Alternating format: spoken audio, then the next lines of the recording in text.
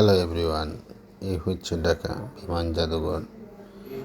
অনেক বড় এরিয়া, দেখতে খুব সুন্দর লাগে। বিভিন্ন ধরনের যুদ্ধ বিমান, বিভিন্ন পশু পাখির চিত্রগুলা সংরক্ষিত আছে।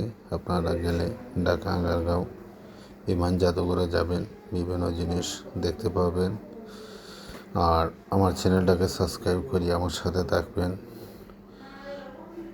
আর ভালো থাকেন, সুস্থ থাকেন, একে অন্যকে হেল্প করবেন, ইনশাল্লাহ কাজে লাগবে।